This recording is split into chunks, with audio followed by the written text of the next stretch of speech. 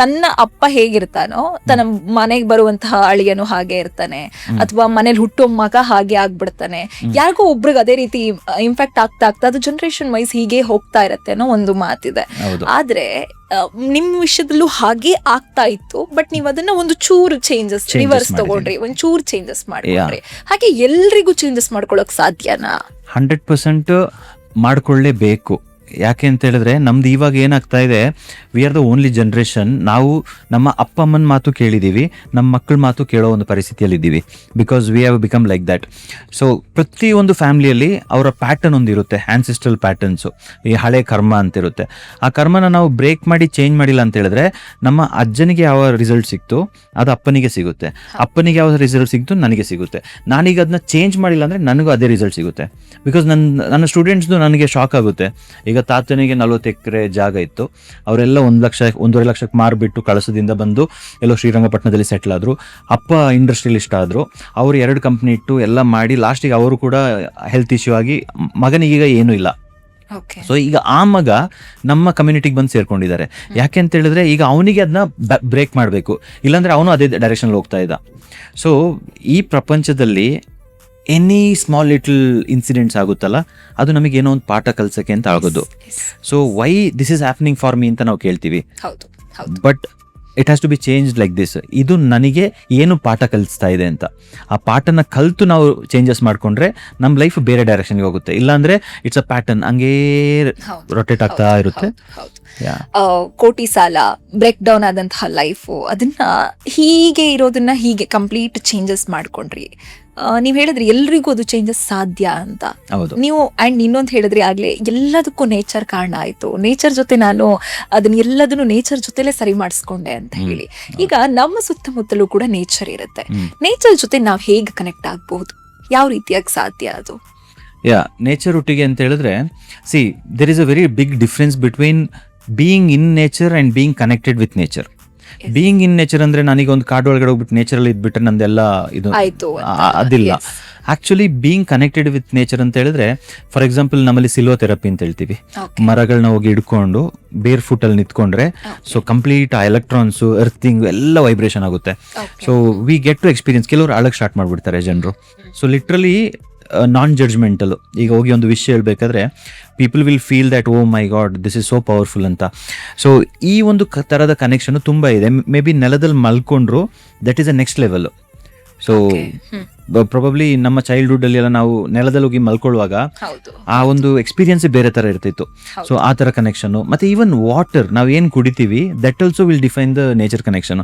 ಈಗ ನಾವು ಈ ಕ್ಲೋರಿನೇಟೆಡ್ ವಾಟರ್ ಇಲ್ಲ ಮೈಕ್ರೋ ಪ್ಲಾಸ್ಟಿಕ್ಸ್ ಇರೋ ಈ ರೆಗ್ಯುಲರ್ ಪೊಲ್ಯೂಟೆಡ್ ವಾಟರ್ ಕುಡಿದ್ರೆ that also impact our thoughts. So ಅದರಲ್ಲೂ ಕೂಡ ನಾವು ಕನೆಕ್ಟ್ ಆಗ್ಬಹುದು.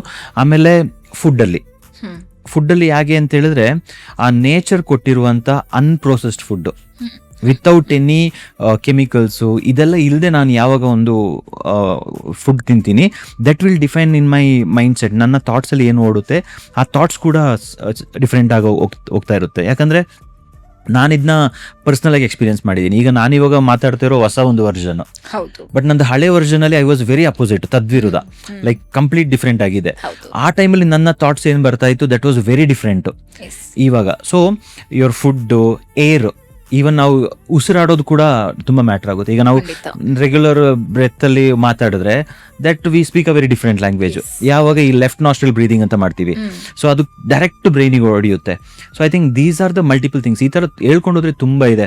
ಒಂದು ದುಂಬಿಯಿಂದ ನಾವು ಕನೆಕ್ಟ್ ಆಗ್ಬೋದು, ಒಂದು ಗಿಡದಿಂದ ಕನೆಕ್ಟ್ ಆಗ್ಬೋದು.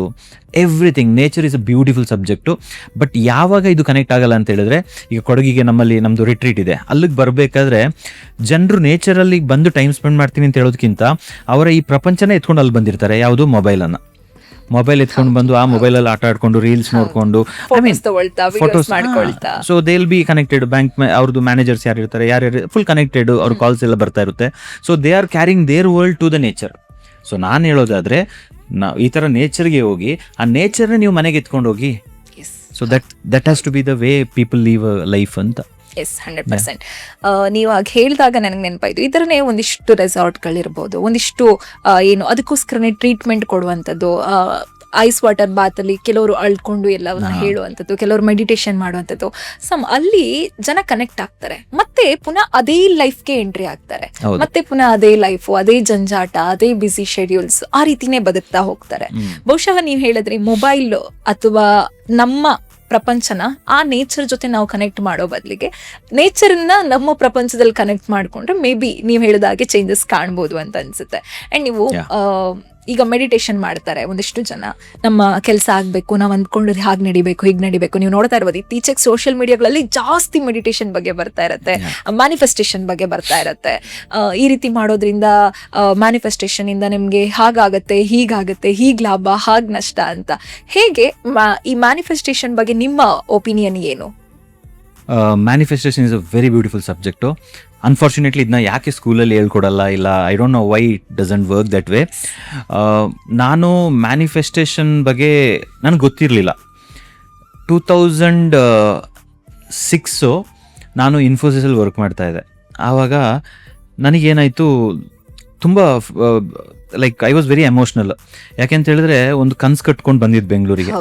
ಒಂದು ಆ ಕೊಕೋ ಕೋಲಾ ಬಾಟ್ಲು, ಅದರಲ್ಲಿ ಒಂದು ಬಿಸಿ ನೀರು ತುಂಬಿಸ್ಕೊಂಡು ಆಂಟಿ ನನ್ನ ಕರ್ಕೊಂಡು ಬಂದು ಆ ಟಿಫಿನ್ ಕೆರಿಯರಲ್ಲಿ ಒಂದು ಫುಡ್ ಎತ್ಕೊಂಡು ಊಟ ಮಾಡಿಕೊಂಡು, ನಿನಗೆ ರೆಸ್ಪಾನ್ಸಿಬಿಲಿಟಿ, ನೀನು ತಂಗಿದು ಮದುವೆ ಇದೆ, ತಮ್ಮಂದು ಎಜುಕೇಷನ್ ಇದೆ, ಮನೆ ಕಟ್ಟಬೇಕು, ಅಪ್ಪ ಅಮ್ಮ ಇಷ್ಟು ಕಷ್ಟಪಟ್ಟಿದ್ದಾರೆ, ಇದೆಲ್ಲ ಈ ಶೋಲ್ಡರಿಗೆ ಜಾಸ್ತಿ ಯಾವಾಗ ವೆಯ್ಟ್ ಹಾಕೊಂಡು ಬಂದರು. ನನಗೆ ಆದರೂ ಪರವಾಗಿಲ್ಲ, ಇಷ್ಟೆಲ್ಲ ಹೇಳ್ಬಿಟ್ಟಿದ್ದಾರೆ, ನನಗೆ ಏನಾದರೂ ಮಾಡಿ ಲೈಫಲ್ಲಿ ನೆಕ್ಸ್ಟ್ ಲೆವೆಲ್ಗೆ ಹೋಗ್ಬಿಡ್ಬೇಕು ಅಂತ ಬಂದಿದ್ದೆ. ಆದರೆ ಬೆಂಗಳೂರಿಗೆ ಬಂದು ನೋಡಿದ್ರೆ ಇಲ್ಲಿ ಪ್ರಪಂಚನೇ ಬೇರೆ ಥರ ಇತ್ತು. Yeah, because salary was around 9,000 change ಇತ್ತು. Maybe night shift allowance ಮಾಡಿದ್ರೆ 40 ರೂಪೀಸ್ ಪರ್ ಡೇ.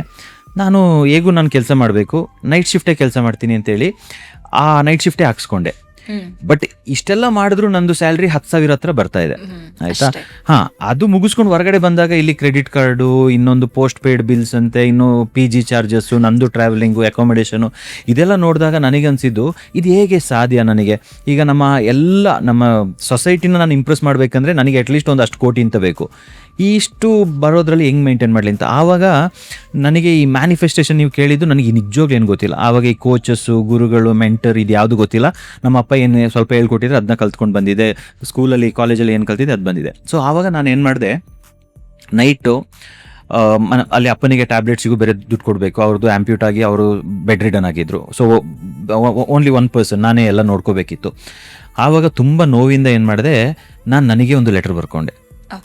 ಆ ಲೆಟರಲ್ಲಿ ಮೈ ಡ್ರೀಮ್ ಮೈ ಲೈಫ್ ಅಂತ ಒಂದು ಕಾನ್ಸೆಪ್ಟು, ಅದನ್ನ ಮಾಡಿ ನನಗೆ ನಾನೇ ಮೇಲ್ ಮಾಡಿಕೊಂಡೆ. ಅದರಲ್ಲಿ ನಾನೇನು ಮಾಡಬೇಕು, ಏನು ಮಾಡಬಾರ್ದು, ಇದೆಲ್ಲ ಅದು ಬರ್ದಿದ್ದು ಎಷ್ಟೊತ್ತಿಗೆ ಅಂದರೆ ಮಿಡ್-ನೈಟು 1:30-2 ಗಂಟೆ ನನಗೆ ಎಚ್ಚರಾಗಿ ಆ ಒಂದು ಫ್ರಸ್ಟ್ರೇಷನ್ ಎಲ್ಲ ಬೇಜಾರು, ನೋವು, ಪೇಯ್ನಿಂದ ನಾನು ಬರೆದು ಆಮೇಲೆ ಗೂಗಲ್ಗೆ ಹೋಗ್ಬಿಟ್ಟು ನಾನು ಡೌನ್ಲೋಡ್ ಮಾಡ್ಕೊಂಡೆ ಇಮೇಜಸ್ಸು. ನನಗೆ ಯಾವ ಥರ ಮನೆ ಇರಬೇಕು, ಯಾವ ಥರ ಗೇಟ್ ಇರಬೇಕು, ಯಾವ ಥರ ಇದಿರಬೇಕು, ಕಂಪ್ಲೀಟು ಅದೇ ಹೇಳ್ತಾರಲ್ಲ, ನನಗೆ ಏನ್ ಬೇಕು ಅಂತ ಕೇಳಬೇಕು, ಹೇಗೆ ಬೇಕು ಅಂತ ಕೇಳಿ. ಯಾವಾಗ ಇದನ್ನ ಮಾಡಿದ್ದು ನೀವು? ಇದು 2006-7 ಆ ರೇಂಜಲ್ಲಿ. ಆವಾಗ ನನ್ನ ಹತ್ರ 40 ರೂಪೀಸಿಗೂ ಕಷ್ಟ, 60 ರೂಪೀಸ್ ನಂದು 9. ಸೊ ಆವಾಗ ನಾನು ಏನು ಮಾಡಿದೆ, ಡೌನ್ಲೋಡ್ ಮಾಡಿ ನನಗೆ ಮೇಲ್ ಮಾಡ್ಕೊಂಡು ಅದನ್ನ ಇಟ್ಕೊಂಡೆ. ಅದನ್ನ ನಾನು ಮಧ್ಯೆ ತೆಗೆದು ಓದಿ ನಾನೇ ಖುಷಿ ಪಟ್ಕೊಳ್ತಾ ಇದ್ದೆ. ನೋಡ್ತಾ ಬಂದಾಗೆ ಅದರಲ್ಲಿ ಏನು ಬರ್ದಿದ್ದೀನಿ ಅದೇ ಆಗಿರೋದು ನನ್ನ ಲೈಫಲ್ಲಿ. ಸೊ ನನ್ನ ಜಾತಕ ನಾನೇ ಬರ್ತ್ಕೊಂಡಿದ್ದು. ಈವನ್ ಗೇಟು, ನಾನು ಯಾವ ಗೇಟದು ಫೋಟೋ ಡೌನ್ಲೋಡ್ ಮಾಡ್ಕೊಂಡಿದ್ದೆ ಅದೇ ಗೇಟು ಈಗ ನಮ್ಮ ರಿಟ್ರೀಟಿಗೂ ಕೂಡ ಮಾಡಿದ್ದೀವಿ. 2 ಕುದುರೆ ಆಗಿಬಿಟ್ಟು ಆ ಒಂದು. ಸೊ ನನಗೆ ಅನಿಸಿದೆ ಏನಂದರೆ, ಕೆಲವರು ಚಾಯ್ಸಲ್ಲಿ ಮಾಡ್ತಾರೆ ಮ್ಯಾನಿಫೆಸ್ಟೋ, ಕೆಲವರು ಪೇಯ್ನಿಂದ ಮಾಡ್ತಾರೆ. ಬಟ್ ಆ ಪೇಯ್ನಿಂದ ಮಾಡೋ ಮ್ಯಾನಿಫೆಸ್ಟೇಷನ್ ಇದೆಯಲ್ಲ, ದಟ್ ಈಸ್ ವೆರಿ ಪವರ್ಫುಲ್. ಅಲ್ಲಿ ನನಗೆ ಗೊತ್ತಾಯಿತು ಮಿಸ್ಟೇಕ್ಸ್ ಎಲ್ಲಿ ಮಾಡ್ತಾರೆ ಅಂತ. ಮ್ಯಾನಿಫೆಸ್ಟೇಷನ್ ಮಾಡಬೇಕಾದ್ರೆ ನಾನು ಅಲ್ಲಿ ಏನು ತಪ್ಪು ಮಾಡಿದೆ ಅಂತ ಹೇಳಿದ್ರೆ, ನನಗೆ ನಾನು ಅದು ಮಾಡ್ತೀನಿ, ಇದು ಮಾಡ್ತೀನಿ ಎಲ್ಲ ಬರ್ದಿದೆ, ಬಟ್ ಟೈಮ್ ಲೈನ್ ಇಟ್ಕೊಂಡಿಲ್ಲ. ಇಷ್ಟು ತಿಂಗಳೊಳಗಡೆ, ಇಷ್ಟು ವರ್ಷ. ಸೊ ಅದೇನಾಯಿತು, ಈ ಫುಟ್ಬಾಲ್ ಆಡೋ ಥರ ಟೈಮಿಂಗ್ಸ್ ಇಲ್ಲ, ಸ್ಕೋರ್ ಬೋರ್ಡ್ ಇಲ್ಲ, ಆಡ್ತಾ ಇರುವಂಥ. ಅದು ಡಿಲೇ ಆಗ್ತಾ ಹೋಯ್ತು. ಬಟ್ ಇವಾಗ ನನ್ನ ಸ್ಟೂಡೆಂಟ್ಸಿಗೆ ನಾನು ಏನು ಮಾಡ್ತೀನಿ, with time line, with clarity. Car ತೆಗಿಬೇಕಾ, ಯಾವ ಕಲರ್ ಕಾರು, ಸೀಟ್ ಯಾವ ಕಲರ್ ಇರಬೇಕು, ಅದರಲ್ಲಿ ಯಾವ ಪ್ಲೇಯರ್ ಇರಬೇಕು, ಇಷ್ಟು ಲೆವೆಲ್ಗೆ. So I think based on my own experience, ನನ್ನ ಟೀಮ್ ಅವರಿಗೂ ಈಗ ವಿಷನ್ ಬೋರ್ಡು, ಮ್ಯಾನಿಫೆಸ್ಟೇಷನ್ ಮಾಡೋದು, ಅದ್ರದ್ದು ಟೆಕ್ನಿಕಲ್ ಹೇಳ್ಕೊಟ್ಟ ಮೇಲೆ ಐ ಥಿಂಕ್ 70-80-90% ಸಕ್ಸಸ್ ರೇಟ್ ಇದೆ. It works miracle. So I think I am very much I very much agree with manifestation. It works. Manifestation ಅಲ್ಲೇ ತುಂಬಾ ವಿಧಗಳಿದೆ, ತುಂಬಾ ವೆರೈಟೀಸ್ ಇದೆ. ಹೇಗೆ ಅವುಗಳನ್ನ ಹೀಗೆ ಮಾಡಬೇಕು ಅಂತ ಆಯ್ಕೆ ಮಾಡ್ಕೋಬೇಕಾ ಅಥವಾ ಯಾವುದೇ ವಿಧಾನದಲ್ಲಾದ್ರೂ ಕೂಡ ಮ್ಯಾನಿಫೆಸ್ಟೇಷನ್ ಮಾಡೋದ್ರಿಂದ ವರ್ಕೌಟ್ ಸಾಧ್ಯನಾ, ಹೇಗೆ? Yeah, see there is no particular rule. ಈಗ ಕೆಲವರು ಹೇಳ್ಬೋದು, ನಾನು ಇಷ್ಟೆಲ್ಲ ಅಚೀವ್ ಮಾಡಿದ್ದೀನಿ, ನನ್ನ ಮ್ಯಾನಿಫೆಸ್ಟೇಷನ್ಗೆ ನಾನು ನೀವು ಹೇಳೋ ಥರ ವಿಷನ್ ಬೋರ್ಡ್ ಮಾಡ್ಕೊಂಡಿಲ್ಲ ಅದು ಅಂತ. They are very powerful year, distract ಆಗಿಲ್ಲ. ಕೆಲವರಿಗೆ ವಿಷನ್ ಬೋರ್ಡ್ ಮಾಡಲೇಬೇಕು, ಯಾಕೆ ಅಂತ ಹೇಳಿದ್ರೆ ನಾನು ಇದು ಮಾಡಬೇಕು ಅಂತ ಇರ್ತಾರೆ, ಸ್ವಲ್ಪ ದಿನದಲ್ಲಿ ಅದು ಮರ್ತೋಗ್ಬಿಡ್ತಾರೆ. ಹಾಂ, so how they do it is in their mind, that is very powerful. So ಆ ಮೈಂಡ್ ಸಖತ್ತಾಗಿದ್ರೆ ಇದರ ಅವಶ್ಯಕತೆ ಯಾವುದು ಬರಲ್ಲ. ಬಟ್ ಇದಿದ್ರೆ it's a tool. So vision board ಆಗಿರ್ಬೋದು, ಕ್ಲಾರಿಟಿ, ಲೆಟರ್ ಬರ್ಕೊಳ್ಳೋದು, ನನಗೆ like how I have to my dream life ಏನು, 2030 ನಾನು ಯಾವ ಥರ ಬದುಕಬೇಕು, yeah this is something. So there is nothing called. But ನಮ್ಮ ಕಾನ್ಸೆಪ್ಟಲ್ಲಿ ಇದು ತುಂಬ ಪವರ್ಫುಲ್ ಆಗಿ ಯಾಕೆ ವರ್ಕ್ ಆಗುತ್ತೆ ಅಂತ ಹೇಳಿದ್ರೆ, ನಾನು ನೇಚರ್ನ ಕನೆಕ್ಟ್ ಮಾಡಿಬಿಟ್ಟಿದ್ದೀನಿ ಮ್ಯಾನಿಫೆಸ್ಟೇಷನ್ಗೆ. ಸೊ ನಾವೀಗ ನೋಡಿದ್ರೆ ಈ ಮರಕ್ಕೆ ಹೋಗಿ ದಾರ ಸುತ್ತೋದು, ಮರಕ್ಕೆ ಪೂಜೆ ಮಾಡೋದು, ಇದು ಬರೀ ನಮ್ಮ ಕರ್ನಾಟಕ ಅಂತಲ್ಲ, ನಾರ್ತ್ ಎಲ್ಲ, ಕಾಶ್ಮೀರ ಟು ಕನ್ಯಾಕುಮಾರಿ ಎಲ್ರಿಗೂ ಗೊತ್ತು. ಅದಕ್ಕೆ ದೇವ್ರದ್ದು ಫೋಟೋ ಹೋಗಿ ಅಲ್ಲಿ ಇಟ್ಟಿರ್ತಾರೆ, ಎಲ್ಲ ಮಾಡ್ತಾರೆ. ಸೊ ಯಾವಾಗ ನೇಚರ್ನ ಕನೆಕ್ಟ್ ಮಾಡ್ಕೊಂಡು ಮ್ಯಾನಿಫೆಸ್ಟೇಷನ್ ಮಾಡ್ತಾರೆ, ದೇ ಆರ್ ಅನ್ಸ್ಟಾಪಬಲ್. ಇದೆಲ್ಲ ಒಂದು 1000 ವರ್ಷದ ಹಿಂದೆನೇ ಜನರಿಗೆ ಗೊತ್ತಿತ್ತು, ಲೈಕ್ ಆನ್ಸೆಸ್ಟರ್ಸಿಗೆ ಗೊತ್ತಿತ್ತು. ಬಟ್ ನಾವು ಇವಾಗ ಅದು ಬಿಟ್ಟು ಬಾಕಿ ಎಲ್ಲ ಮಾಡ್ತೀವಿ. ಬಟ್ ಎಲ್ಲೋ ಒಂದು ಕಡೆ ಹೇಳುತ್ತೆ, ನೀನು ಏನು ಸರ್ಕಸ್ ಮಾಡಿದ್ರು finally you have to come here and you have to do this, then only your life will change ಅಂತ. It's a instruction. ನೀವು ಹೇಳಿದ ಹಾಗೆ ನಾನು ತುಂಬಾ ಚಿಕ್ಕವಳಿದ್ದಾಗ ಕೇಳಿದೆ, ಯಾವುದೋ ಒಂದು ಸ್ಟೇಟ್ಗಳಲ್ಲಿ ಮರವನ್ನ ತಪ್ಕೊಳ್ಳುವಂಥದ್ದು, ಮರದ ಹತ್ರ ಎಲ್ಲವನ್ನ ಶೇರ್ ಮಾಡ್ಕೊಳ್ಳುವಂಥದ್ದು, ಒಂದಿಷ್ಟು ನಾನು ಅಂದ್ರೆ ನ್ಯೂಸ್ಗಳಲ್ಲಿ ಕೇಳಿರುವಂಥದ್ದು ಈ ಹಿಂದೆ. ಆ್ಯಂಡ್ ನೀವು ನೇಚರ್ ಜೊತೆ ಕನೆಕ್ಟ್ ಆಗಿದ್ರ ಬಗ್ಗೆ ತುಂಬಾ ಚೆಂದ ಹೇಳಿದ್ರಿ.